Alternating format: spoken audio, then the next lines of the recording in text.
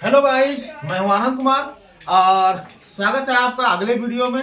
आज हम आपको पढ़ाने वाले हैं ऑस्मोसिस अर्थात परासरण कक्षा 12 में। यह एक इम्पोर्टेंट टॉपिक है जो इस बार के सेशन में 24-25 में के यूट्यूब एग्जामिनेशन में एक क्वेश्चन जो आने वाला है।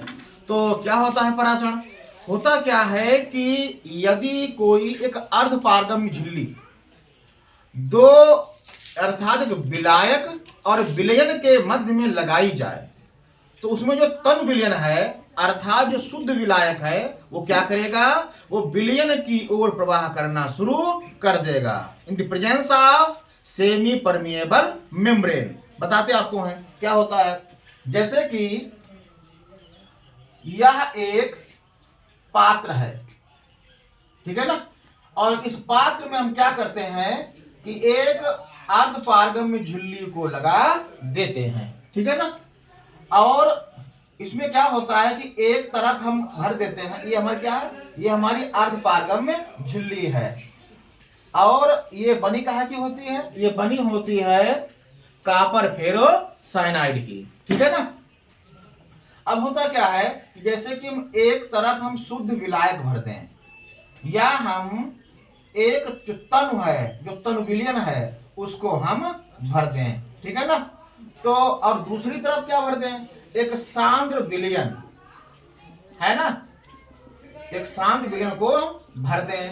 तो होता क्या है कि जो प्रवाह है ये हमारा कैसा है, ये हमारा है तनु विलयन, डाइल्यूट सॉल्यूशन, ठीक है ना। और ये हमारा कैसा है, ये हमारा कंसंट्रेट है, कंसंट्रेट सॉल्यूशन, ठीक है ना।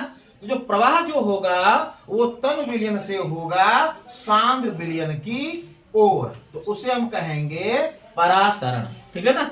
परासरण की प्रोसेस को आप किशमिश में देख लीजिए, ठीक है ना।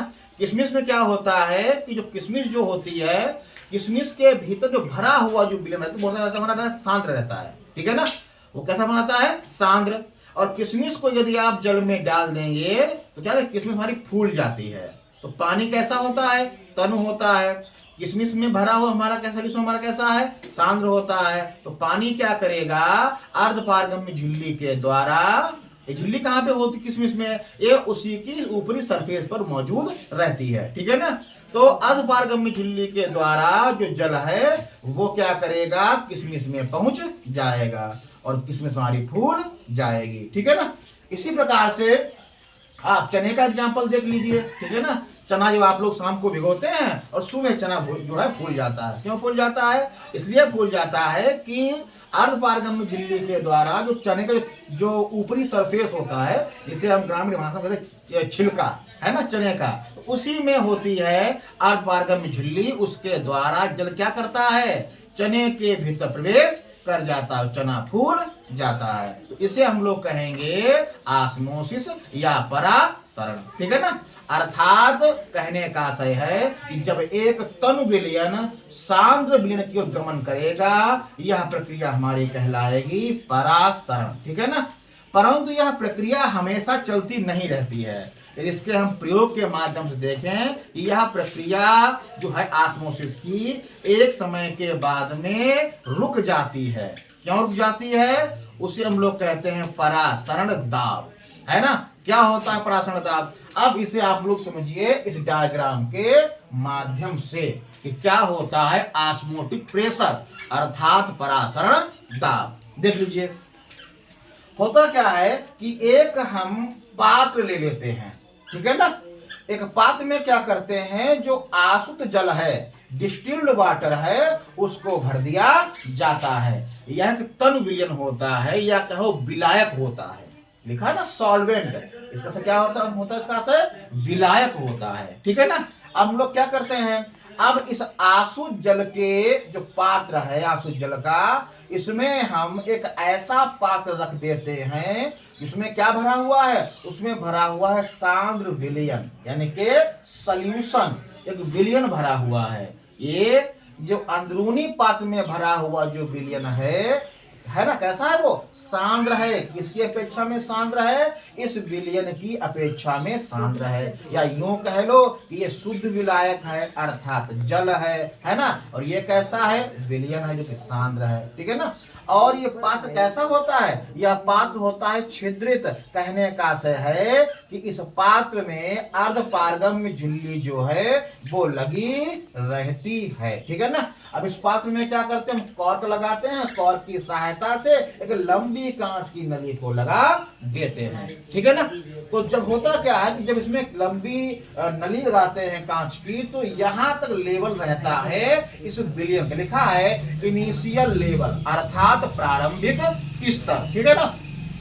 अब होता क्या है कि ये लगी हुई हमारी क्या, ये हमारी अर्धपारगम्य झिल्ली, इसके थ्रू क्या करता है, जल क्या करता है, अब इसके भीतर प्रवेश करने लगता है। कहां प्रवेश करेगा, प्रवेश करेगा विलयन में, अर्थात तन विलयन से कहां जा रहा है, जा रहा है शांत विलयन की ओर, ठीक है ना। अब क्या करता है, जब प्रवाह शुरू हो गया है, स्वतः प्रवर्तित प्रवाह रहता है ये, ठीक है ना। तो क्या होगा कि कांच की नली का जो स्तर है वो बढ़ जाता है ना, क्योंकि प्रवाह हो रहा है, जल जा रहा है इसके भीतर। तो जो कांच नली का जो जल है ना, वो यहां से बढ़कर यहां पहुंच, लिखा है फाइनल लेवल, है ना। तो होता क्या है कि जब ये अपनी अंतिम अवस्था को प्राप्त कर लेता है, एक फाइनल लेवल प्राप्त कर लेगा, तो क्या करेगा, यह प्रक्रिया जो है अगर हम इसे छोड़ दें इसको, तो हमारा क्या हो जाएगा, यह जो प्रक्रिया है ना ऑस्मोसिस की, यह एक समय के पश्चात में बंद हो जाती है, अर्थात जो ऑस्मोसिस हो रहा था वो बंद हो जाता है, यह प्रक्रिया हमारी रुक जाती है। क्यों ऐसा होता है, अब उसे समझिए। देखो अब हो क्या रहा था कि जो जल क्या कर रहा था, सेमी परमिएबल मेम्ब्रेन के द्वारा इस विलयन में प्रवेश कर रहा था, और द्रव कालम में क्या हुआ है, इस विलयन ने क्या किया, सॉल्यूशन ने एक अपना अंतिम स्तर प्राप्त कर लिया है और एकाएक जाकर रुक गया है। ऐसा क्यों हुआ है, ऐसा इसलिए हुआ है कि इसमें द्रव कालम में क्या हो गया है, जल स्थैतिक दाब उत्पन्न हो गया है। क्या उत्पन्न हुआ है, जल स्थैतिक दाब उत्पन्न हुआ है, जिस कारण क्या होता है कि विलायक से विलयन की जो प्रवाह है वो स्वतः ही रुक जाता है, ठीक है ना। देखो अब होता क्या है कि जो हमारा ये दाब है जल स्थैतिक है ना, क्या हमारा है, जल स्थैतिक दाब क्या करता है, ये पराशरण दाब को नियंत्रित कर देता है, उसको संतुलित कर देता है, ठीक है ना। इस कारण क्या होता है कि जो प्रवाह है जल का, इसकी ओर गमन करना बंद कर देता है। यह दाब उत्पन्न क्यों होता है, जल स्थैतिक दाब उत्पन्न क्यों होता है, इसलिए उत्पन्न होता है कि जब हम एक शुद्ध विलायक को विलयन से अर्धपारगम्य झिल्ली के द्वारा अलग करेंगे, ठीक है ना।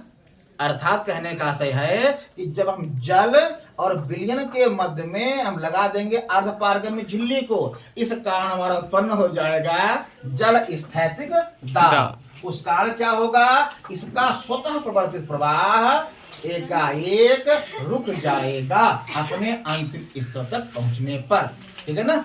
आशा है आप लोग समझ गए होंगे। डायग्राम देख लीजिए एक बार, ठीक है ना।